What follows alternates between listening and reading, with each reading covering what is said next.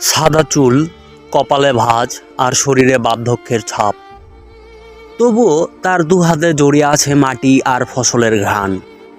আমরা যখন সামান্য পরিশ্রমে হাঁপিয়ে উঠি, তখন এই মানুষগুলো আমাদের শিখিয়ে দেয় জীবন মানে থেমে যাওয়া নয়। আজ পথে দেখা হলো এই মানুষটির সাথে।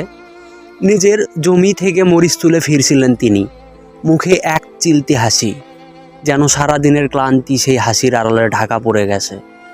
কৌতূহলবশত জিজ্ঞেস করলাম মরিচের দাম নিয়ে। তিনি হাসি মুখে উত্তর দিলেন, কিন্তু আমার নজর ছিল সেই কর্মঠ হাত দুটির দিকে। ভাবুন তো একবার, আমরা যারা টকবকে তরুণ, শরীরে সবটুকু শক্তি আছে, তারা আজ কাজ করতে ভয় পাই। সামান্য রোদে আমাদের শরীর পুড়ে যায়, সামান্য পরিশ্রমে আমরা অজুহাত খুঁজি। অথচ এই মানুষটি, যার বিশ্রামে থাকার কথা, তিনি আজও রোদে পুড়ে ঘাম ঝরিয়ে চলেছেন। ওনার মুখের ওই অমলিন হাসিটা যেন আমাদের বিদ্রুপ করছিল। ওনার ওই হাসি বলে দিচ্ছিল, শরীর বিদ্রোহ হয়েছে ঠিকই, কিন্তু মনটা আজও হার মানে।